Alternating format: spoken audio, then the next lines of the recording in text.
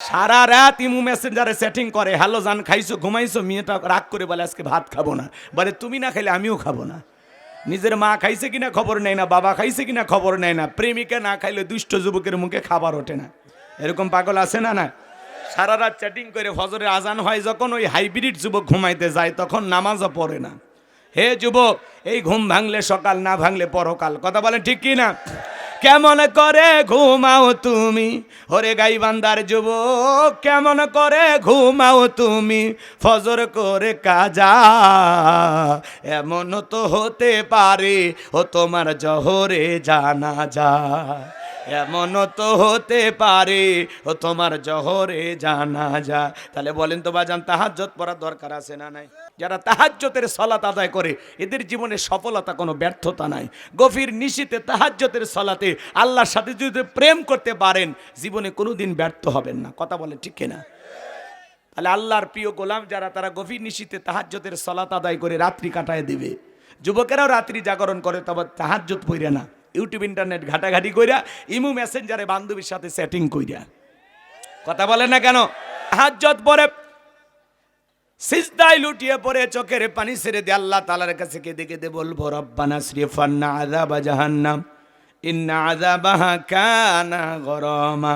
হে আমাদের রব, ওই কঠিন ভয়ঙ্কর জাহান্নামের আগুন থেকে আমাদের মুক্তি দাও। ওই জাহান্নামের আযাব শাস্তি সহ্য করার ক্ষমতা আমাদের নাই। ইন্নাহা সাআত মুস্তাকাররাও ওয়া মুকামা। আল্লাহ তাআলা বলেন, নিশ্চয়ই আবাসস্থল হিসাবে, বসতির জায়গা হিসাবে ওই জাহান্নাম কতটা নিকৃষ্টতম একটা স্থান। জাহান্নাম সুখের জায়গা না, ওইটা হলো যন্ত্রণার কারখানা। এ বাজান, আল্লাহ রাব্বুল আলামিন সূরা নাবার ভিতরে জানিয়ে দিলেন, ইন্না জাহান্নামা কানাত মিরসাদা লিত্তাগিনা মাআবা লাবিসিনা ফিহা আহকাবা লা ইয়াযুকুনা ফিহা বারদাও ওয়ালা শারাবা ইল্লা হামিমাও ওয়া গাসসাকা। আল্লাহ রাব্বুল আলামিন জানিয়ে দিলেন, ইন্না জাহান্নামা কানাত মিরসাদা, নিশ্চয়ই জাহান্নাম ফুলসিরাতের কিনারায় ওঁত পেতে রয়েছে। শিকারি ধরার জন্য যেমন ফাঁদ পাতা হয়, ফুলসিরাতের কিনারায় জাহান্নাম ওঁত পেতে রয়েছে। এটা হলো আল্লাহর আবাধ্য গোলামদের থাকার আবাসস্থল। এখানে তারা যুগের পর যুগ বসবাস করবে। একটা মানুষ কত লক্ষ বছর, কত কোটি বছর জাহান্নামের আগুনে জ্বলবে, এর সঠিক ইলমের জ্ঞান আছে কার কাছে? ওই জাহান্নামের আগুনে মানুষ জ্বলতে জ্বলতে চেহারাগুলো কয়লার মতো কালো হয়ে যাবে। দুনিয়ার আগুনের চাইতে জাহান্নামের আগুনের পাওয়ার হলো 70 গুণ বেশি। ওই জাহান্নামের আগুনে জ্বলবে পুড়বে। জাহান্নামীরা যখন ক্ষুধার্ত হয়ে যাবে, আল্লাহ ডেকে বলবে, ও আমার ফেরেশতারা, আমার জাহান্নামী বান্দাদেরকে খাদ্য পরিবেশন করো। জাহান্নামের তলদেশে এক ধরনের ফলের চাষ করা হবে, জাক্কুম, কাঁটাযুক্ত ফল। এই ফলটা যখন জাহান্নামীদের হাতে হাতে পরিবেশন করা হবে, তারা যখন খাবার মনে করে ফলটা গলার মাঝে মাঝে আটকে যাবে, ভিতরেও যাবে না, বাইরেও আসবে না। যত গলা নাড়াচড়া করবে, কাঁটাগুলো ফুটবে আর ফুটবে। আল্লাহ জাহান্নামী বান্দাকে এই ফল খাইতে দিয়েছে ক্ষুধা মেটানোর জন্য না, জাহান্নামী বান্দার শাস্তি আরো বেশি বাড়ানোর জন্য। ওরা যত গলা নাড়াচাড়া করবে, কাঁটাগুলো ফুটবে আর ফুটবে। জাহান্নামীরা চোখের পানি ছেড়ে দিয়ে কাঁদবে আর ডেকে বলবে, আল্লাহ এ কেমন ফল খাওয়াইতে দিলাম, ভিতরেও যায় না, বাইরেও আসে না। যত গলা নাড়াচাড়া করি, কাঁটাগুলো ফুটবে আর ফুটবে। তখন তারা পানি পানি বলে চিৎকার মারবে, আল্লাহকে ডেকে বলবে, আল্লাহ পানি দাও, পানি দাও। আমার আল্লাহ তাআলা ডেকে বলেন, লা ইয়াযুকুনা ফিহা বারদাও ওয়ালা শারাবা, তাদেরকে মিনারেল ওয়াটার দেওয়া হবে না, ঠান্ডা কোনো পানি তাদেরকে পান করানো হবে না। যে পানি পান করে জাহান্নামী তার বুকের জ্বালা তৃষ্ণাকে নিবারণ করতে পারেন। কেমন পানি দেবেন? ইল্লা হামিমাও ওয়া গাসসাকা, এমন উত্তপ্ত ফুটান্ত গরম পানি তাদেরকে পান করানো হবে, যা পুষ ব্যতীত কিছুই নয়। ওই গাইবান্দার বাবাজিরা বলেন তো, দেখের ভিতরে বড় বড় ফোড়া হয়, ফাটায় দিলে ভিতর থেকে কি বের হয়? তরমুজের রস। কি বের হয়? পুষ। হাসপাতাল থেকে সংগ্রহ করে দিলে 1 গ্লাস খাবেন, কেউ 50,000 টাকা দেব, 1 লাখ দিলে অবশ্যই খাবেন, মিস করবেন না। সুস্বাদু নাকি? সূরা নাবার 25 নম্বর আয়াত আল্লাহ বলেন ইল্লা হামিমাও ওয়া গাসসাকা, এমন উত্তপ্ত ফুটান্ত গরম পানি তাদেরকে পান করানো হবে যা পুজ ব্যতীত কিছুই নয়। ওই পুজওয়ালা দুর্গন্ধওয়ালা পানি যখন জাহান্নামী পান করবে, জাহান্নামীর লাড়ি ফুটিগুলো গলে গলে পিছনে রাস্তা দিয়ে বের হয়ে যাবে। ওই গরম পানি চেহারার সামনে নিলে চেহারাটা ঝলসে যাবে, দেখের গোস্তগুলো খসে খসে পড়বে। জাহান্নামের সর্বনিম্ন শাস্তি 1 জোড়া পায়ে স্যান্ডেল দিয়ে থাকবে। ওই জাহান্নামের এক জোড়া জুতে যে পরিধান করবে, ওই জুতা পরার কারণে মাথার মগজগুলো টকপক করে গলে নাক মুখ কান দিয়ে বের হয়ে যাবে। জাহান্নামের 1 ইঞ্চি জায়গা ফাঁকা নাই, যার মধ্যে আগুন নাই। জাহান্নামের আগুন যার দেহকে স্পর্শ করবে মনে হয় কলিজাটা পুড়ে ছাই হয়ে যাবে। ওই জাহান্নামের আযাব শাস্তি সহ্য করার ক্ষমতা আমাদের নাই। বলেন তো বাজান, এই জাহান্নামের শাস্তি ঘটেছে না ঘটবে? একটু জোরে বলে, আর একটু জোরে বলে। ঘটবে, ঘটে নাই। আল্লাহ অগ্রিম জানিয়ে দিয়েছেন, অগ্রিম বার্তা পাঠিয়েছেন, বান্দা সাবধান, নিজেদেরকে জাহান্নামের আগুন থেকে বাঁচাও। আমরা যেন সতর্ক হতে পারি, সাবধান হতে পারি। এই জাহান্নামের ভয়ঙ্কর আযাবের কথা, শাস্তির কথা শুনে আমরা যেন নিজেদের গুনাহ কমাইতে পারি, আমরা যেন সিরাতাল মুস্তাকিমের পথে পরিচালিত হতে পারি, নিজেদেরকে জাহান্নাম থেকে বাঁচাইয়া জান্নাতে নিতে পারি। এই জন্য আল্লাহ তাআলা আগেই জানিয়েছে, বান্দা সাবধান সাবধান, সতর্ক করে দিয়েছেন। আবার ভাইরা, তাহলে বলেন তো, আমাদের সবাইকে সিজদা দিয়ে কান্না করার দরকার আছে না নাই? নবীর এমনও সাহাবী ছিল 2 রাকাত নামাজ পড়ে সারা রাত কাটাইছে, সুবহানাল্লাহ। আর আপনার আমার 2 রাকাত নামাজ 2 মিনিটে শেষ। কথা বলেন, 4 রাকাত 4 মিনিটে শেষ। হযরতে তালহা রাদিয়াল্লাহু তাআলা সালাত আদায় করতেছেন, গভীর মনোযোগ দিয়ে কথাগুলো শুনবেন। জঙ্গল থেকে সাপ এসে ছেলেটা খেলা করতেছিল, পেঁচিয়ে ধরেছেন। স্ত্রী মানুষজনকে ডাকলেন, ছেলেটাকে বিপদমুক্ত করলেন। হযরতে তালহা নামাজ শেষে জিজ্ঞাসা করে, বিবিরে বাড়িতে এত মানুষজন, ব্যাপারটা বুঝতে পারলাম না। ডেকে বলে, স্বামী আপনি যখন নামাজে দাঁড়িয়ে গেছেন, জঙ্গল থেকে সাপ এসে সন্তানটাকে পেঁচিয়ে ধরেছিল, আমি মানুষজনকে ডাকলাম, ছেলেটাকে বিপদমুক্ত করলাম। এত ঘটনা আপনার চোখের সামনে ঘটে গেল, আপনি কি কিছুই বলতে পারেন না? হযরতে তালহা ডেকে বলেন, বিবিরে নামাজের মধ্যে মন যদি এদিক সেদিক চলে যায়, তাহলে নামাজ তো আর নামাজ থাকে না। আল্লাহু আকবার। আর আপনি আমি নামাজ পড়ি, গাই বান্দা মন চলে যায় হাতি বান্দা, নামাজ পড়ি গাই বান্দা মন চলে যায় ভারতের বর্ডারে। কথা বলেন ঠিক কি না? নামাজের মধ্যে দাঁড়ায় আমাদের মন খালি ছটফট করে, মাঝে মাঝে দুনিয়াবি এত কথা নামাজের মধ্যে মনে হয়। নামাজ 2 রাকাত না 3 রাকাত চলতেছে, মনে থাকে না। মাঝে মাঝে দুনিয়াবি এত কথা, এত চিন্তা নামাজের মধ্যেই মনে হয়, সিজদা 2টা দিলাম না 1টা দিলাম, মনে থাকে না। মরুভূমিতে বিশ্বনবীর সাহাবী নামাজে দাঁড়িয়ে গেছে, পাখিগুলো খেজুর গাছ মনে করে সাহাবায়ে কেরামদের কাঁধের ওপরে মাথার ওপরে বসে আছে। নবীজির সাহাবীরা সালাতে এত মনোযোগ, কাঁধে পাখি পড়ে থাকে, তারপরে তারা টের পাইতো না। চিৎকার মেরে বলেন সুবহানাল্লাহ। আর আপনি আমি একটা মশা যদি পড়ে, এই হাতেই জায়গায় নিয়ে জায়গায় মশা মারে, তারপরে ছুরা ধরে। এ কথা বলেন না কেন আপনারা? ঘুমাইছেন নাকি? আমাদের নামাজে মনোযোগ নাই, নামাজের মধ্যে দাঁড়ায় মন খালি ছটফট করে। একটি গবেষণায় বলা হয়েছে, বাংলাদেশের কিছু কিছু মুসল্লিদের মন নামাজের ভিতরে 8 সেকেন্ডও স্থির থাকে না। আমাদের মন এত অস্থির, আমাদের পাগল মন খালি ছটফট করে। কথা বলেন না কেন? পাগল মন আমাদের খালি উল্টা পাল্টা কথা বলে, নামাজের মধ্যে দাঁড়ায় খালি সব মনে হয়, সব মনে হয়। কথা কন। এই জন্য বাজান, রাস্তাঘাট সব পরিষ্কার রাখা লাগবে, তাছাড়া সামনে বিপদ আছে। রাগ করতেছেন মনে হয় আপনারা? কত কথা বলবো বাজান। এক মুরব্বী চাচা এত তাড়াহুড়ো করে উজু করছে, 1 ঠ্যাং না ধুয়ে চাচা মসজিদে ঢুকছে। টাইসালা মসজিদ, পিছলা খায়া চাচা একদিক, লুঙ্গি একদিক। মানুষ বলে চাচা লুঙ্গি খুলে গেছে, আগে ঠিক করেন। কেন আগে জামাত ধরি, আছে না নাই? এত তাড়াহুড়ো করে নামাজ পড়ে বাজান। জোহরের 4 রাকাত সুন্নত, ইমাম আর মুসল্লি একসাথে নিয়ত বেঁধেছে। ইমামের 2 রাকাত হওয়ার আগে মুসল্লি 4 রাকাত শেষ। হুজুর জিজ্ঞাসা করেছে, চাচা মিয়া আমার 2 রাকাত হয় না, আপনার 4 রাকাত হয়ে গেল। বলে, হুজুর আপনাদের চর্চা কম। হুজুরেরই বলি চর্চা কম।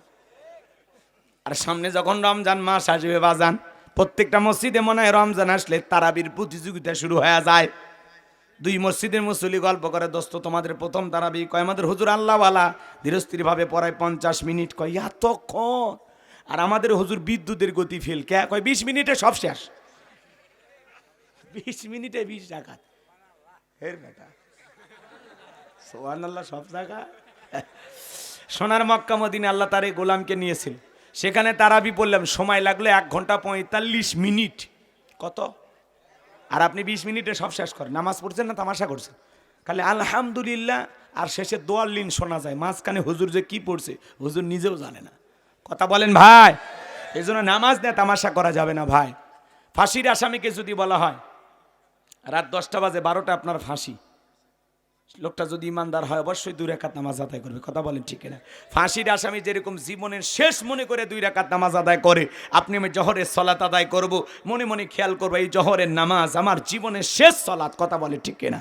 এই আসরের নামাজ আমার জীবনের শেষ সালাত। আল্লাহ তাআলা বলেন আল্লাযীনা হুম ফি সালাতিহিম খাশিউন, যারা নিজেদের সালাত বিনয়ের সহিত নম্রতার সহিত আল্লাহর ভয় নিয়ে খুশু খুশু ভাব নিয়ে আল্লাহর ভয় নিয়ে আদায় করে। একটা রাষ্ট্রপতি প্রধানমন্ত্রী তার সামনে যদি দাঁড়ান কি করবেন? দাড়ি চুলকাবেন? কথা কন। কি টুপি ঠিক করবেন? কিভাবে দাঁড়াবেন? ভদ্রতার সহিত, চুল পরিমাণে যেন বেয়াদবি না হয়। একটা রাষ্ট্রপতি প্রধানমন্ত্রী, থানার ওসি, ডিসি, এদেরকে দেখে যতটা নম্রতা ভদ্রতা নিয়ে দাঁড়াবেন, যতটা নম্র ভদ্র বিনয়ী হবেন তাদের কাছে, তার চাইতে বেশি বিনয়ের সহিত নম্রতার সহিত নামাজের ভিতরে আল্লাহ রাব্বুল আলামিনকে যখন আপনি আমি সিজদা দেব, এরকম নম্র ভদ্র হয়ে সলাতে দাঁড়াইতে হবে। কথা বলেন ঠিক না? আপনি সলাত আদায় করবেন আর মনে মনে খেয়াল করবেন আমি নামাজ আদায় করতেছি, আমার আল্লাহ আমাকে দেখতেছেন। আমি নামাজ আদায় করতেছি, আমার আল্লাহ আমার সামনেই দাঁড়িয়ে আছেন। কথা বলেন ঠিক না? আপনি সলাত আদায় করবেন আর মনোযোগ দেবেন। মনোযোগ। কথা কয় না কে? আর আপনি আমি নামাজ পড়ি আর দাড়ি চুলকাই। কেউ লুঙ্গি ঠিক করে, তোমার লুঙ্গি এত খুলে যায় রশি লাগাবা।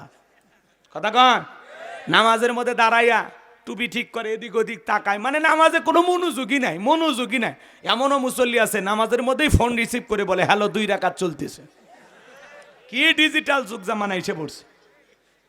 নামাজ পড়তে পড়তে ফোন রিসিভ করে। কি রাগ করতেছেন আপনারা? এরকম নামাজ পড়লে নামাজ হবে না ভাই। জীবনে কি এমন 2 রাকাত নামাজ আপনারা কেউ পড়েছেন যে হুজুর 2 রাকাত নামাজ আমার 2 ঘন্টা লাগছে, আমি সিজদা দিয়ে একদিন 1 ঘন্টা কেঁদেছিলাম, আল্লাহ যেন আমার গুনাহ মাফ করে দেয়, জাহান্নাম থেকে আমারে বাঁচায়? বলতে পারবেন? হাত তোলেন। তাহলে আমাদের এইরকম নামাজ নাই, তাহলে আমরা কি দিয়ে আখিরাত পারি হব বলেন? আজ থেকে বিনয়ের সহিত নম্রতার সহিত আল্লাহর ভয় নিয়ে আল্লাহকে রাজি খুশি করার জন্য ধৈর্য সহকারে সময় নিয়ে সঠিকভাবে রুকু সিজদা করে কারা কারা সালাত আদায় করবেন 2 হাত তুলে দেখান। আল্লাহ আমাদের গাইবান্দার সকল মানুষদেরকে নামাজি বানায় দেন। এটা জোরে বলেন না আমিন। শোনেন, নামাজ পড়া তো ওয়াদা দিলেন, পড়বেন তো ইনশাল্লাহ।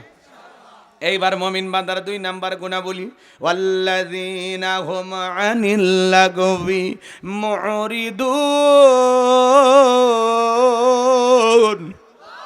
মুমিন বান্দার 2 নাম্বার গুণাবলী, অনার্থক কথাবার্তা বলা যাবে না, আজে বাজে কথা বলা যাবে না, ওর প্রয়োজনীয় কথা বলা যাবে না।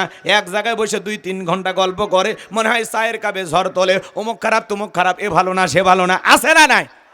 মনে হয় গীবত কমিটির সভাপতি সেক্রেটারি বসে গেছে। মানুষের এত সমালোচনা করবেন কেন? আলেমদের বিরুদ্ধে সমালোচনা করে। কয় ডক্টর মিজানুর রহমান আজারি হুজুরের মাহফিলে যায় মোবাইল হারাইছে, সোনার চেন হারাইছে, এতে কি আজারি ভাইয়ের দোষ আছে? কথা বলেন না কেন?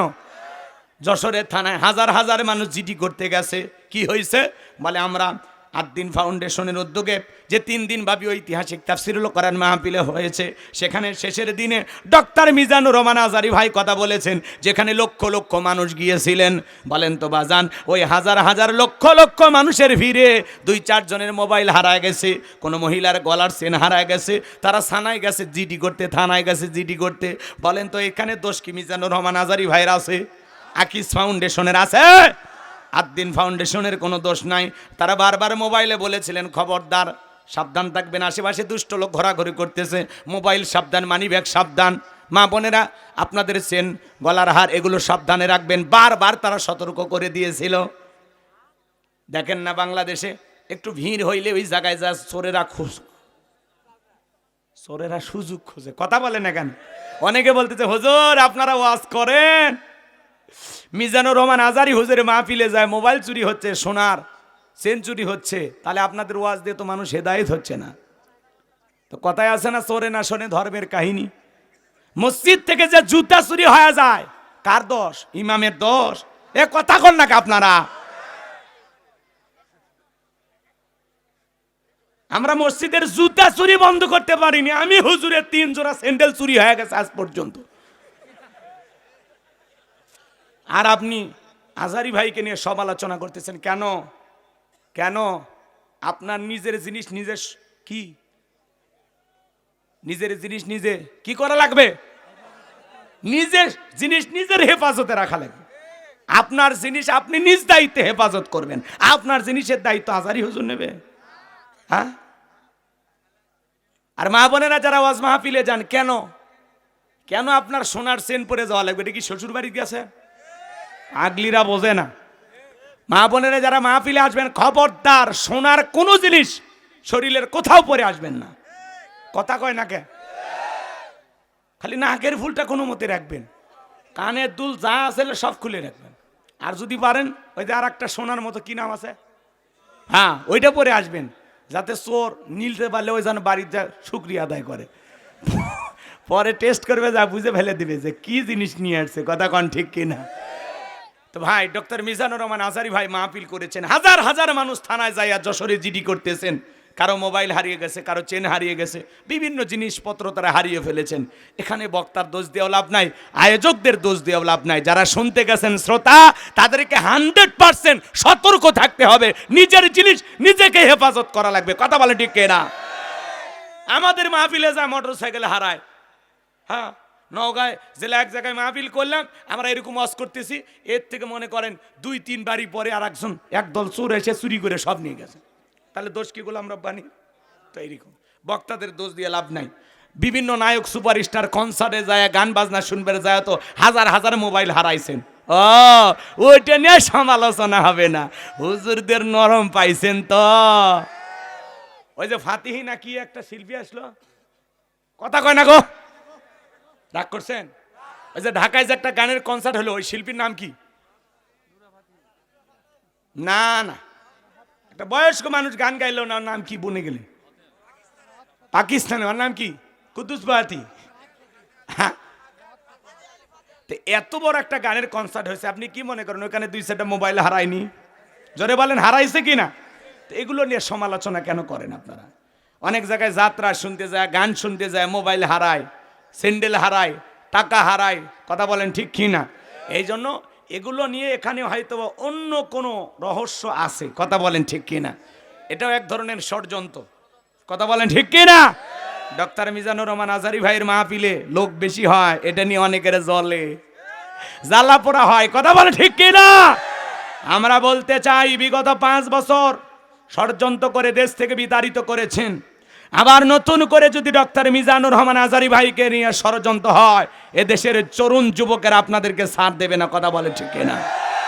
কোন আলেমের বিরুদ্ধে সমালোচনা করবেন না। অকুন্না নাখুদু মাল খায়দিন, যারা সমালোচনাকারী এরা যাবে জাহান্নামে। কথা বলে ঠিক কিনা? এই জন্য ওই যে উমুক খারাপ তুমুক খারাপ, এ ভালো না সে ভালো না, এত সমালোচনা কেন? চুপ থাকেন, মাংস মাতা না যা, চুপ থাকলে আপনি নাজাত পাবেন। কথা বলে ঠিক কিনা? আপনি যা ইচ্ছা জবান তাই বলতে পারবেন না। এই জন্য মুমিন বান্দার 2 নাম্বার গুণাবলী, আল্লাযীনা হুম আনিল লাগবি মুরিদুন। মুমিন বান্দার 2 নাম্বার গুণাবলী, অনার্থক কথাবার্তা বলা যাবে না, অপ্রয়োজনীয় কথা বলা যাবে না। চায়ের কাপে ঝড় তোলে, এলাকার সব তথ্য ওনার কাছে মনে হয় এলাকার সিআইডি ডিবি। কথা কন না, আপনি মুরব্বী মানুষ, এত কথা কেন বলেন? চুপ। অমুকের বইটা আপনি এত কথা কেন বলছেন? আপনার জবানের প্রত্যেকটা কথার হিসাব একদিন আল্লাহ তাআলার কাছে দিতে হবে। মা ইয়ালফিজু মিন কাউলিন ইল্লা লাদাইহি রাকিবুন আতীদ। বান্দা এমন কোনো কথা বলে না যে কথা রেকর্ড করার জন্য আমার ফেরেশতারা নাই। আপনার জবানের প্রত্যেকটা কথা রেকর্ড করা হচ্ছে অডিও ভিডিও সহকারে। আপনার জীবনের প্রত্যেকটা কথার হিসাব একদিন আল্লাহর কাছে দিতে হবে। ওয়াজ মাহফিলে যায় যারা মোবাইল চোর তো এরকম ধান্দাদি থাকে, একটু মেলার ভিড়ে, যাত্রার প্যান্ডেলের ভিড়ে, গানের কনসার্টের ভিড়ে, ওয়াজ মাহফিলের ভিড়ে, ওর উদ্দেশ্য তো চুরি করা। ও কি আর ওয়াজ মাহফিল বোঝে আর মসজিদ বোঝে? তাহলে দোষ কি হুজুরের? মসজিদের মাইক চুরি হয়ে যায় এই দেশে, মসজিদের ব্যাটারি চুরি হয়ে যায়। হ্যাঁ, গত 1 বছর আগে আমার মসজিদের মাইক আর ব্যাটারি চুরি করছে। তা দোষ কার দেবেন? মসজিদ কমিটির, ইমামের? তো তাহলে আজারি ভাইয়ের মাহফিলে মোবাইল চুরি হয়েছে, চেন চুরি হয়েছে, তো কি হয়েছে? কি হয়েছে? চুরি কৃষক বেড়ে গেছে। চুরি বন্ধ করতে চান? আল্লাহর আইন দিয়ে চোরের বিচার করেন। আল্লাহ কি বলেছেন? ওয়াসারিকু ওয়াসারিকাতু ফাকতাউ আইদিয়াহুমা জাযাআম বিমা কাসাবা নাকালাম মিনাল্লাহ। আল্লাহ 1500 বছর আগে আইন দিয়েছে, চোর নারী, চোর পুরুষ হোক আর নারী হোক, আল্লাহর বিধান, আল্লাহর ফয়সালা। চোর চুরি করেছে, যদি অপরাধ প্রমাণিত হয়, চোরের ডান হাতের কবজি কেটে দাও। একটা চোরের হাত কেটে মিডিয়ার মাধ্যমে ফলাও করে যদি আমরা এই দেশে প্রচার করতে পারতাম যে বাংলার পার্লামেন্টে আইন পাস করা হলো, চোর যদি চুরি করে ধরা পড়লে হাত কেটে দেওয়া হবে, আমার বিশ্বাস বাংলাদেশের সমস্ত চোরেরা তওবা করে আল্লাহর ওলি হয়ে যাবে। ও বলবে ভিক্ষা করে খাবো, তাও চুরি করব না। কিন্তু কে শোনে কার কথা? আজও গেল না মনের ব্যথা। এখন উচিত কথা যদি কই, পিঠের ওপর দিয়া যাবি মই। এ আনন্দে কিছু লোক কিনে খাবে বগুড়ার স্পেশাল দই। যত দোষ নন্দ ঘোষ, 70টা বললে দোষ, করলে অন্যায়ের প্রতিবাদ, নামটা হবে তোমার মৌলবাদ, নামটা হবে তোমার জঙ্গিবাদ। হুজুরদের নরম পায়া যা ইচ্ছা তাই নিয়ে সমালোচনা করেন না, আল্লাহর আইন চালু করেন না। মনে রাখবেন, লন্ডন আমেরিকার আইন দিয়ে বাংলার 1 ইঞ্চি মাটিতেও কোনো নেতা শান্তি প্রতিষ্ঠিত করতে পারবে না। এই জমিনে শান্তি প্রতিষ্ঠিত হবে সেই দিন আল্লাহর বিধান দিয়া বাংলার জমিন পরিচালনা হবে। যেই দিন আল্লাহর বিধানে শান্তি, আল্লাহর বিধানে মুক্তি, বাংলার জমিনে আল্লাহর কোরআনের আইন চালু হোক। কারা কারা চান হাত তুলে দেখান। লিল্লাহে তাকবীর। আল্লাহ এই জমিনকে কোরআন আর ইসলামের জন্য কবুল করুন, জোরে বলুন আমিন। তাহলেই মসজিদের মাইক চুরি হবে না, ব্যাটারি চুরি হবে না, কারো গরু ছাগল চুরি হবে না, সোনা দানা গহনা গাড়ি চুরি হবে না, ওয়াজ মাহফিলে মোটর সাইকেল চুরি হবে না, মোবাইল চুরি হবে না, সোনার চেন চুরি হবে না। চুরি দুর্নীতি বন্ধ হবে সেই দিন, আল্লাহর আইন দিয়া চোরের বিচার হবে যেই দিন। কিন্তু আমাদের কথা ভালো লাগে না, বলে না 1500 বছরের আইন, এগুলো ব্যাকডেট, এগুলো চলবে না। মানুষের তৈরি করা নিয়ম নীতিতে কোশ্চিন কালেও এই 56,000 বর্গ মাইলের 1 ইঞ্চি মাটিতে আপনারা শান্তি প্রতিষ্ঠিত করতে পারবেন না। এই সমাজে শান্তি আসবে সেই দিন, আল্লাহর আইন দিয়ে জমিন চলবে যেই দিন। আল্লাহ লাহুল খলক ওয়াল আমর, সৃষ্টি যার, আইন চলবে সে আল্লাহর কথা বলে, ঠিক কিনা? আল্লাহর বিধান এই জমিনে চালু হোক, সবাই চান তো ইনশাল্লাহ? আল্লাহ কবুল করুন, জোরে বলুন আমিন। তাহলে কি বক্তার দোষ? ডক্টর মিজানুর রহমান আজারি ভাইয়ের দোষ? ওনাকে নিয়ে একটু সমালোচনা, ওনার একটু ভুল ধরার জন্য একেবারে চশমা লাগায় বসে আছে। আজারি সাহেবের কি ভুল ধরা যায়? কথা বলে না কেন? অনেকে ওনার 5 বছরের আগের একটা বক্তৃতার অডিও আর এই নতুন যে ওয়াজ করছে তার একটা ভিডিও দিয়ে এডিট করে সিস্টেম করে ছেড়ে দিয়ে বলতেছে, এই যে দেখেন আজারি হুজুর উল্টাপাল্টা বলতেছে। ভাই, সমালোচনা করবেন আল্লাহর হস্তে, আল্লাহর হস্তে একটু ভালো হয়ে যান। কাদা সরাসরি করবেন না, সমালোচনা করবেন না। যারা সমালোচনা করে এরা হলো নিচু মনের মানুষ। কথা বলেন ঠিক কিনা? কেন সমালোচনা করেন? মানুষের সমালোচনা করে লাভ আছে? অমুক খারাপ তমুক খারাপ। আরে ভাই, আমার জীবনেই তো ভুলে ভরা, আমি নিজের গুনাহের টেনশনে, অপরাধের টেনশনে ঘুমাইতে পারি না। কথা বলেন ঠিক কিনা? এজন্য আসুন নিজের আত্মসমালোচনা করি, নিজের জিন্দিগির ত্রুটিগুলো তালাশ করি। এক মুমিন আর এক মুমিনের আয়না। কোনো ভাইয়ের ভুল ধরা পড়লে তার কাছে যান, সংশোধন করে দেন।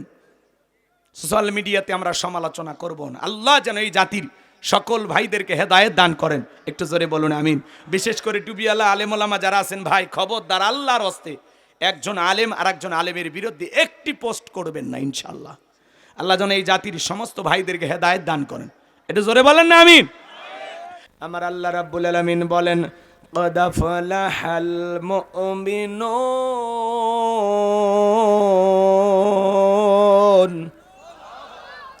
যে কোনো আয়াত বা সূরার তাফসীর করতে হলে কোন প্রেক্ষাপটে কোন সময় আল্লাহ তাআলা সেই আয়াতটি বা সূরাটি নাজিল করেছেন, সে নাজিলের প্রেক্ষাপট জানা দরকার আছে না নাই? আরবিতে বলা হয় শানি নজুল। যদি শানি নজুল আলোচনা করা হয় তাহলে তাফসীর বুঝতে সহজ হয়। চিৎকার মেরে বলুন আল্লাহু আকবার। তাহলে সূরা আল মুমিনুন বিশ্বনবীজির উপরে কোন প্রেক্ষাপটে কোন সময় নাজিল করেছেন আমি কি একটু তুলে ধরবো? কষ্ট হবে না তো ইনশাআল্লাহ? সম্মানিত ভাইয়েরা আমার, বিশ্বনবীর প্রিয় সাহাবী হযরত ওমর ফারুক ডেকে বলেন, আমি মৌমাছির কোন কোন আওয়াজ শুনলাম। ডানে তাকায় মৌমাছি নাই, বামে তাকায় মৌমাছি নাই। বিশ্বনবীর চেহারা মোবারকের দিকে তাকায় দেখি নবীজি ফিসফিস করে কি যেন তিলাওয়াত করতেছেন। হযরত ওমর ফারুক ডেকে বলেন, আমার বোঝার বাকি রইল না, আসমান থেকে নবীজির উপরে কোরআনুল কারীম নাজিল হচ্ছে আর বিশ্বনবী কোরআনুল কারীম রিসিভ করতে ব্যস্ত। বলুন সুবহানাল্লাহ। গভীর মনোযোগ দিয়ে কথাগুলো শুনবেন বাজান। মৌমাছির গুনগুন আওয়াজ হলে কোরআনুল কারীম নাজিল হয়। দপ্তরের ছুটির ঘন্টায় বাড়ি মানে টনটন আওয়াজ হলে কোরআনুল কারীম নাজিল হয়। নবীজি যখন ঘোড়ার ওপরে থাকতেন ওই সময় যদি কোরআনুল কারীম নাজিল হইতো, ওহির ভারে ঘোড়ার পাগুলো বালুর ভিতরে ডেবে যেত। বলেন আল্লাহু আকবার। তাহলে কোরআনুল কারীমের একটা আলাদা ওয়েট, আলাদা একটা ওজন আছে না নাই? জোরে বলেন আছে না নাই? 8টি পদ্ধতিতে নবীজির উপরে কোরআনুল কারীম নাজিল হইতো। এত কথা বলার সুযোগ নাই বাজান গো আমার। জীবনের প্রথম ওহী রিসিভ করতে গিয়ে নবীজির শরীর মোবারকে জ্বর পর্যন্ত এসেছিল। আমার ভাইয়েরা, দীর্ঘ 23টি বছরে নবীজির উপরে আল্লাহ তাআলা কোরআনুল কারীম নাজিল করেছেন। এই কোরআনের সম্মান মর্যাদা কত আমরা অনেকে বুঝি না। এমনও মুসলমান 50-60 বছর বয়স হয়ে গেছে, আল্লাহর কোরআনটা কোনোদিন খুলেও দেখে নাই। এমনও কপাল পোড়া মুসলমান আছে না নাই? আল্লাহ কি পাঠিয়েছেন, কি লিখেছেন জানা দরকার আছে না নাই? এটা আল্লাহর পাঠানো একটা চিঠি, মানব জাতির জন্য সংবিধান, আল্লাহর পাঠানো শ্রেষ্ঠ প্রেসক্রিপশন। কথা বলেন ঠিক কিনা? মুসলমান হিসাবে যদি কোরআন না পড়তে পারেন, কোরআন যদি না বুঝতে পারেন বাজান, পুরোটা জীবন বেতা হয়ে যাবে। এই জন্য আল্লাহর পাঠানো মেসেজগুলো পড়ার দরকার আছে না নাই? কোরআন নামক চিঠি যদি না পড়তে পারেন, তাহলে মালিকের যে বিশালতা, মালিক যে কত দয়ালু, তিনি কিভাবে সৃষ্টি করেছেন, আমার আল্লাহ যে কত বিশাল, এটা বুঝবেন কিভাবে? কথা কি বোঝেন না মনে হয়? আল্লাহর পাঠানো চিঠিটা পড়ার দরকার আছে না? লাইলি মজনুর কাছে চিঠি লেখে, প্রতিনিয়ত চিঠি লেখে, কিন্তু মজনু কোনোদিন চিঠিটা খোলে না। তাহলে কি লাইলির মনের আবেগ, প্রেম, ভালোবাসা কি বুঝবে? জোরে বলেন বুঝবে? লাইলি তার সবটুকু আবেগ মিশিয়ে লাগে, ওগো প্রিয় মজনু, তুমি আমার সাধনা, তুমি আমার ভাবনা। কথা কয় না কে? তুমি আমার চাঁদ, তুমি আমার তারা, তুমি আমার সূর্য, তুমি রাত, তুমি দিন, ধ্যানে জ্ঞানে শুধু তোমারই ভাবি। কথা কয় না কে? কি আবেগ মিশায়া লেখে, দুনিয়ার সব ছাড়তে পারি, তোমারে ছাড়তে পারবো না, এরকম আবেগ দিয়ে লেখে না? সেই আবেগ মিশায় চিঠি লিখছে। কিন্তু মজনু যদি না পড়ে, তাহলে লাইলির মনের আবেগ কি মজনু বুঝবে? আল্লাহ তাআলা কি লিখেছেন আমাদের কাছে, যে চিঠিটা পাঠিয়েছেন, আল্লাহর পাঠানো কিতাবের ভিতরে আল্লাহ কি বলেছেন, যদি না পড়ি তাহলে বুঝবো কেমনে? কথা বলেন না কেন? আল্লাহ তাআলাকে বুঝতে হলে কোরআন বোঝা লাগবে। কথা বলেন ঠিক কিনা? আল্লাহর সৃষ্টি যে বিশাল, তিনি যে মহান মনিব, স্রষ্টাকে চিনতে হলে স্রষ্টার পাঠানো এই চিঠিটা পড়ার দরকার আছে না নাই? কোরআন পড়বো তো ইনশাআল্লাহ, কোরআন পড়বো তো ইনশাআল্লাহ। আল্লাহ কবুল করুন, জোরে বলুন আমিন। আমার ভাইয়েরা, 8টি পদ্ধতিতে কোরআনুল কারীম নাজিল হয়। ওগুলো বলতে গেলে লম্বা সময় লাগবে, এত সময় আমার হাতে নাই। যে কথা আমি বলতে চাচ্ছিলাম, হযরত ওমর ফারুক ডেকে বলেন, নবীজির কোরআনুল কারীম রিসিভ করা শেষ হয়ে গেল। বিশ্বনবী সাহাবায়ে কিরামদের দিকে মুখ ঘুরে ডেকে বলেন, আমার সাহাবীরা, এইমাত্র আসমান থেকে জিবরাইল এসে আমার ওপরে সূরা আল মুমিনুনের 10টি আয়াতে কারিমা নাজিল করে জানিয়ে দিলেন, নবী গো, এই 10টি আয়াতের ভিতরে আল্লাহ পাক তার আদরের মুমিন বান্দাদের জন্য 7টি কোয়ালিটি নিয়ে আলোচনা করেছেন, 7টি গুণাবলী নিয়ে আলোচনা করেছেন। কোন মুমিন যদি এই 7টি গুণে গুণান্বিত হতে পারে, 7টি গুণ দিয়ে তার জীবনটাকে সাজাইতে পারেন, আমার আল্লাহ রাব্বুল আলামিন বলেন, উলাইকা হুমুল ওয়ারিসুন আল্লাযীনা ইয়ারিসুনাল ফিরদাউস হুম ফিহা খালিদুন। আমার আল্লাহ রাব্বুল আলামিন বলেন তারাই উত্তরাধিকারী হবে জান্নাতুল ফেরদাউসের, সেখানে তারা চিরকাল বসবাস করবে। আমার আল্লাহ রাব্বুল আলামিন কোনোদিন তাদেরকে জান্নাত থেকে বের করে দেবেন না। চিৎকার মেরে বলুন সুবহানাল্লাহ। বাবা মারা গেলে ওয়ারিশ সূত্রে সন্তান যেরকম বাবার সম্পত্তির ভাগ পায়, কোনো মুমিন যদি এই 7টি গুণাবলী অর্জন করে মারা যেতে পারে, তার নামে জান্নাতুল ফেরদাউসের ভিতরে জায়গা বরাদ্দ থাকবে, সে হবে জান্নাতুল ফেরদাউসের ওয়ারিশ। চিৎকারে মেরে বলুন সুবহানাল্লাহ। কারা কারা জান্নাতে যেতে চান? দুটা হাত তুলে আল্লাহকে দেখান। ও আমার গাই ইমানদার মুসলমান ভাইয়েরা, আপনারা সবাই কি জান্নাতে যেতে চান? আল্লাহ আমাদের সবাইকে জান্নাতুল ফেরদাউসের মেহমান হিসেবে কবুল করুন। জোরে বলুন আমিন। আর একবার জোরে বলুন আমিন। আরো একবার জোরে বলুন আমিন। এইবার 7টা আঙ্গুল দেখান। জান্নাতে যেতে হলে কয়টা গুণা বলি? 7টি। জোরে বলেন কয়টি? আরো জোরে। জোরে হলো না, উঠাই যাবে। হাত নামান। একটু মিছিল করার অভ্যাস করেন, সামনে মিছিল করা লাগবে। কথা কয় না, রাগ করতেছেন মনে হয়। বিশ্বনবী তখন সাহাবা ইকরামদের দিকে মুখ ঘোরায় ডেকে বলেন, আমার সাহাবীরা, আল্লাহ রাব্বুল আলামিন জিবরাইলের মাধ্যমে আমার উপরে 10টি আয়াত কারিমা নাজিল করেছেন। বিশ্বনবী তখন সাহাবা ইকরামদের সামনে তিলাওয়াত করে শুনিয়ে দিলেন। আমার আল্লাহ রাব্বুল আলামিন বলেন, ক্বাদ আফলাহাল মুমিনুন।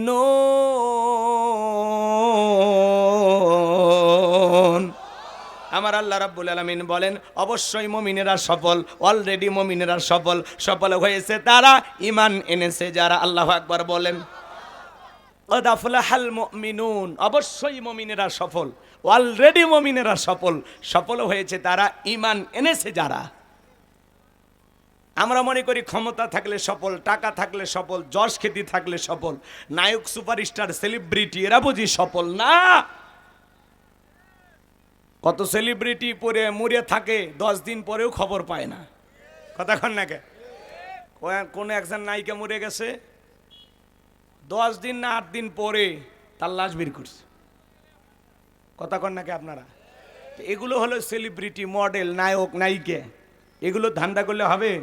হ্যাঁ, মরে পড়ে থাকে, দেখার কেউ নাই, কিসের মডেল, কিসের নায়িকা?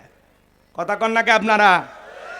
দেখেন দুনিয়াতে কত লাঞ্ছনা গঞ্চনা, পরকালে গেলে কি যে হবে আল্লাহ ভালো জানে। কথা কন ঠিক কিনা? এই সময় মনে রাখবেন, ক্ষমতা পাইলে সফল হওয়া যাবে না। বর্তমান পৃথিবীর সবচাইতে ক্ষমতাধর ব্যক্তি নাম হলো ডোনাল্ড ট্রাম্প। কথা বলেন না কেন? আমেরিকার 47তম প্রেসিডেন্ট হলো ডোনাল্ড ট্রাম্প। আমেরিকার ইতিহাসে আজ পর্যন্ত কোনো নারীকে তারা প্রেসিডেন্ট বানায়নি। আমরাও আগামীতে সিদ্ধান্ত নেব, আর যাই হোক এই দেশে কোনো নারীকে আমরা প্রধানমন্ত্রী বানাবো না। আগামীতে এই দেশের পুরুষ প্রধানমন্ত্রী কারা কারা চান হাত তুলে দেখান। লিল্লাহে তাকবীর। আল্লাহ কবুল করুন। জোরে বলুন আমিন। নারীদের দেখার দিন শেষ। আগামীতে পুরুষের বাংলাদেশ। যেই দলেরই হোক একটা পুরুষ অভিভাবক আমাদের দরকার। যে ইউনুস চাচা আমাকে মুরব্বী, তারপরে কি খারাপ আছে? ভাল লাগে না? দেখে ভাল লাগে। আর মুখে যদি দাড়িটা রাখে, ওরে বাবা, সেই ভালো লাগবে। সেদিন জানাজায় গেছে টুপি পরে, দেখে সেই কলজেরে ভরে গেছে। কথা কন না? একটা উপদেষ্টা মারা গেল না? উপদেষ্টাগুলোর বেশি বয়স হয়ে গেছে, আরো যে কয়জন আল্লাহ জানে দুনিয়ার থেকে যাবে। মানে একটু যুবক, ইয়াং, মাঝামাঝি বয়সের হলে ভালো হয়। আর হায়াত মউত কার কখন হবে কেমনি জানি। কথা কন ঠিক কিনা? হয়তো বা ওনারাই বেঁচে আছে, আমরাই নাই, তাই না ভাই? কারণ জীবন মৃত্যুর মালিক কে? আল্লাহ। তো তা না, উনি যখন টুপি মাথায় দিয়ে জানাজায় গেছে, দেখে দিলটা ভইরে গেছে, তাই না ভাই? এই জন্য পুরুষ দরকার। মরে গেলে অন্তত জানাজায় হাজির হয়। কি রাগ করতেছেন মনে হয় আপনারা? তাহলে ক্ষমতা পাইলে সফল হওয়া যাবে? রাগ করতেছেন? ক্ষমতা পাইলে সফল হওয়া যাবে না। সফল হতে পারবে তারা ঈমান আনবে যারা। বেঈমানেরা ক্ষমতার দিক দিয়ে দুনিয়াতে সফল হতে পারে, মরার পরে সবগুলো বেঈমানকে পিটাইয়া জাহান্নামে দিবেন তিনি কে? আর একটু জোরে বলেন কে? আপনাদের এলাকায় একটা বাজার আছে। কিসের বাজার? কামারজানি? ও এত মনে থাকতো না। গাইবান্ধা বাজার বাদ দেন, দারিয়াপুর বাজার আছে, তাই না? আচ্ছা, তো ধরেন এই দারিয়াপুর বাজারে আল্লাহর রাসূল বান্দা তরি তরকারি বিক্রি করে, সবজি বিক্রেতা। আল্লাহরে গোলাম যদি আজান দেওয়ার পরে মসজিদে গিয়ে মাথা নত করে আল্লাহকে সেজদা দেয়, পৃথিবীর বড় নেতা ডোনাল্ড ট্রাম্পের চাইতে সবজি বিক্রেতা ইমানদারের দাম কম না বেশি? তার মানে কি বুঝলেন? ইমান আছে যার, আল্লাহর কাছে দাম আছে। কথা কয় না? ইমান আছে যার, আল্লাহর কাছে দাম আছে তার। কোনো বেঈমানের দাম আল্লাহর কাছে নাই। আপনার চেহারা কালো হোক, ফর্সা হোক, লম্বা হন, খাটো হন, ধনী হন, গরিব হন, তাতে কোনো সমস্যা নেই। আপনার ভিতরে ইমান আছে, আল্লাহর কাছে আপনার দাম আছে। এই ইমান নামের মহাদৌলত, এই ইমান নামের দামি সম্পদ আল্লাহ তাআলা আমাদেরকে দান করেছেন। এজন্য আমরা খুশি না বেজা? আল্লাহ ভালোবেসে মুসলমানের ঘরে জন্ম দিয়া জান্নাতের রাস্তা একটু আগায় দিয়েছে। সুবহানাল্লাহ বলেন।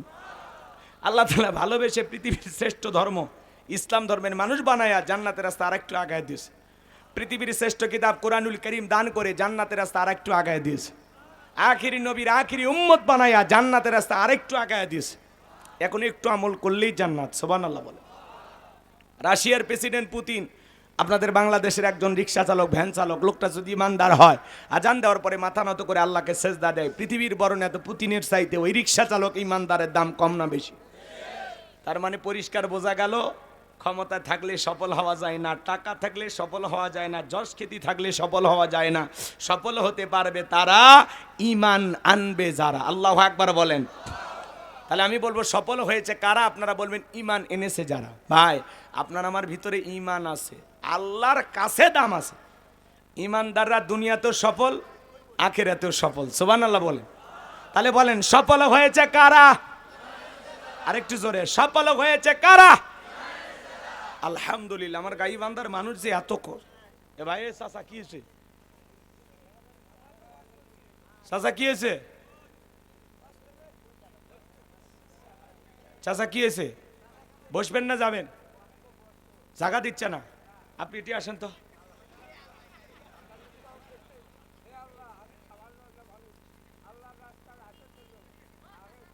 ঠিক আছে, ঠিক আছে,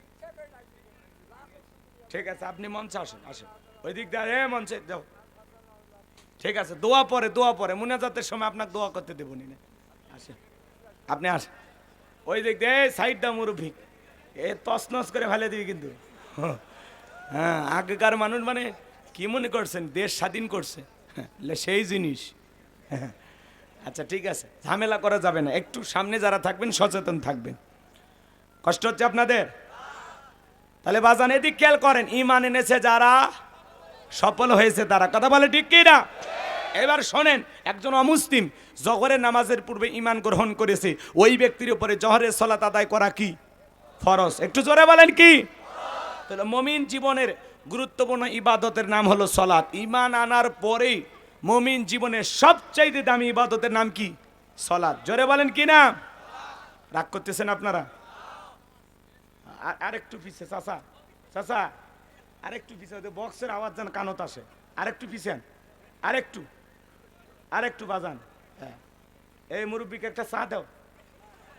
চা খাও বাজান, আমি টাকা দেব। হ্যাঁ হ্যাঁ, ঠিক আছে। আচ্ছা, কষ্ট হচ্ছে আপনাদের? লিল্লাহে তাকবীর। এতগুলো মানুষের জন্য যে চা থাকে, এক কাপ খাওয়াই দিয়ে যাইতাম, কিন্তু আসলে এত চা পাবেন কই? অতএব আজকে আর হলো না। বগুড়ায় গেলে যোগাযোগ করেন, দই খাওয়াই ছেড়ে দেবো। আচ্ছা, এইবার চলেন ওয়াজে যাই। খারাপ লাগে? বলবো না, দোয়া করব? আমার ভাইয়েরা গভীর মনোযোগ দিয়ে শোনেন, আমি যে কথা বলতে চাচ্ছিলাম। ঈমান আনার পরে মুমিন জীবনের সবচাইতে গুরুত্বপূর্ণ ইবাদতের নাম হলো সালাত। কিয়ামতের ময়দানে আল্লাহ তাআলা সর্বপ্রথম সালাতের হিসাব নেবেন। মুমিনদের 7টি কোয়ালিটি নিয়ে আল্লাহ তাআলা যখন আলোচনা শুরু করলেন, 1 নাম্বার আল্লাহ তাআলা সালাত দিয়ে শুরু করলেন। যুবক যারা আছো বাবা, নিরাশ হয়ে না। তোমরা যুবক, আমিও যুবক, তোমাদের মনের অবস্থাটাকে আমি বুঝি। তোমাদের জন্য স্পেশাল কিছু আলোচনা মাথার মেমোরিতে সেভ করা আছে, সময় মতো ডাউনলোড দিয়ে শোনায়া দেব। একটু অপেক্ষা করো, খুব বেশি অস্থির হয় না। 4 নাম্বার গুণাবলীতে যুবকদের ওয়াজ আছে। কথা বলেন ঠিক কি না? এবার চলুন, মুমিন বান্দার 1 নাম্বার গুণাবলী আল্লাহ রাব্বুল আলামিন বলেন, আল্লাযীনা হুম ফি সালাতিহিম খাশিউন। আমার আল্লাহ রাব্বুল আলামিন বলেন, মুমিন বান্দার 1 নাম্বার গুণাবলী, যারা নিজেদের সালাত বিনয়ের সহিত, নম্রতার সহিত, আল্লাহর ভয় নিয়ে আদায় করে। আপনি আমি যখন সালাত আদায় করব, অন্তরে ভয় থাকতে হবে কার? এই আয়াতের ব্যাখ্যায় তাফসীরকাররা লিখেছেন, অন্তরের ভিতরে সুচিন্তা, দুশ্চিন্তা, বিবির কথা, সংসারের কথা, ব্যবসা বাণিজ্যের কথা, দুনিয়াবি কোনো চিন্তা ভাবনা মনের মধ্যে রাখা যাবে না। টেনশন মুক্ত হৃদয় নিয়ে আল্লাহ রাব্বুল আলামিনকে সিজদা দেওয়ার জন্য মসজিদে সালাতে দাঁড়াইতে হবে। আপনি আমি যখন নামাজে দাঁড়াবো অন্তরে ভয় থাকতে হবে কার? ইয়া আইয়ুহাল্লাযীনা আমানু তাকুল্লাহ, হে ঈমানদারগণ আমি আল্লাহকে ভয় করো। হাক্ক তুকাতিহি, ভয় করার মতো ভয় করো। জোরে বলেন আল্লাহু আকবার। আমার ভাইয়েরা, হৃদয়ের কান পেতে কথাগুলো শুনে যাবেন। আমি গুনাহগার যে কথা বলতে চাচ্ছিলাম বাজান, গভীর মনোযোগ দিয়ে আপনারা কথাগুলো শ্রবণ করার চেষ্টা করবেন। আপনি আমি কিভাবে সালাত আদায় করব, বিশ্বনবী কিভাবে সালাত আদায় করতেন? আম্মা জান আয়েশা ডেকে বলেন, নবীজি নামাজের ভিতরে এত লম্বা সময় ধরে দাঁড়িয়ে থাকতেন, মাঝে মাঝে তাকায় দেখতাম বিশ্ব নবীজির পা মোবারক ফুলে উঠেছে। আম্মা জান আয়েশা আরো ডেকে বলেন, মাঝে মাঝে তাকায় দেখতাম নবীজি এত লম্বা সময় ধরে কি করতো, এত লম্বা সময় ধরে সিজদায় থাকতেন। মাঝে মাঝে মনে হয় নবীজি আর কোনোদিন রুকু থেকে সিজদা থেকে মাথা উঠাবেন না। আম্মা জান আয়েশা আরো ডেকে বলেন, একদিন রাতের বেলায় দেখি সিজদা দিয়া সিজদার জায়গাটা পর্যন্ত কান্না করতে করতে নবীজি ভিজিয়ে ফেলেছেন। আম্মা জান আয়েশা অপেক্ষায় বসে থাকলেন। নবীজি যখন সিজদা থেকে মাথা উঠাইলেন, জিজ্ঞাসা করলেন, নবী গো এত কান্না কেন করেছেন, কি হয়েছে আপনার? বিশ্ব নবী ডেকে বলে, আয়েশা আমি তো আমার জন্য কাঁদি না, আমি কাঁদি আমার গুনাহগার উম্মতের জন্য। আল্লাহর কাছে কেঁদে কেঁদে বলি, আল্লাহ আমার গুনাহগার উম্মতের গুনাহগুলো মাফ করে দাও, আমার গুনাহগার উম্মতকে ওই কঠিন জাহান্নামের আগুন থেকে মুক্তি দাও। নবী যদি আপনার আমার গুনাহ মাফের আশায়, আপনাকে আমাকে জাহান্নাম থেকে বাঁচানোর আশায় সিজদা দিয়ে কান্না করেন, তাহলে আমরা হলাম মূল ভিকটিম, মূল আসামি, মূল অপরাধী। আমরা তো হলাম পাপীর ঘরের পাপী। বলেন তো বাজান, তাহলে নিজেদের গুনাহ মাফের জন্য আল্লাহর কাছে সিজদা দিয়া কান্না করার দরকার আছে না? না। 5 ওয়াক্ত সালাত এটা নফল না ফরজ? একটু জোরে বলেন বাজান। 5 ওয়াক্ত সালাত এটা রবের বাধ্যতামূলক ওয়ার্ডার, অবশ্য আপনাকে আমাকে আদায় করতে হবে। নিঃসন্দেহে 5 ওয়াক্ত সালাত আদায় করা ফরজ, কথা বলেন ঠিক কি না? 5 ওয়াক্ত সালাত আদায় করবেন, পাশাপাশি গভীর নিশীথে রাতের 1টা 2টা 3টার দিকে ওইটা বিবির ভালোবাসা ত্যাগ কইরা, আরামের বিছানা ত্যাগ কইরা, ঠান্ডা পানি দেয়া ওযু বানাইয়া নিরালায় নিবৃত্তিতে যায় নামাজে দাঁড়িয়ে যায় যারা, আল্লাহর প্রিয় গোলাম তারা। যারা তাহাজ্জুদের সালাত আদায় করে আল্লাহ তাদের মর্যাদা বাড়িয়ে দেবেন। আল্লাহু আকবার বলেন। আল্লাহ রাব্বুল আলামিন বলেন, ওয়াল্লাযীনা ইয়াবিতুনা লিরাব্বিহিম সুজদাও ওয়া কিয়ামা। আল্লাহ ডেকে বলেন, যারা রাত্রি জাগরণ করে আমি আল্লাহকে সিজদা দেয়, আমি আল্লাহর জন্য দণ্ডায়মান হয়ে যাই। তাহলে গভীর নিশীথে যারা তাহাজ্জুদের সালাত আদায় করে যাই নামাজে দাঁড়িয়ে যায়, এই নামাজ দুনিয়ার কাউকে দেখানোর জন্য নয়, এই নামাজ হলো একমাত্র কাকে পাওয়ার জন্য? قل إن صلاتي ونسكي ومحياي ومماتي لله رب العالمين। নবীজি আপনি বলুন, আমার সালাত, আমার নামাজ, আমার কুরবানি, আমার জীবন, আমার মরণ লিল্লাহি রাব্বিল আলামিন, আসমান জমিনের প্রতিপালকের জন্য। তাহলে মুমিন জীবনের সব ইবাদত হবে আল্লাহ তাআলাকে রাজি খুশি করার জন্য। যারা তাহাজ্জুদের জায়নামাজে সিজদা দিতে পারে বাজান, ওই যে তাহাজ্জুদের জায়নামাজে সিজদাতে ফিসফিস করে যা বলবেন, ওই ফিসফিস আওয়াজ আল্লাহর আরশে আজিমে পৌঁছে যাবে।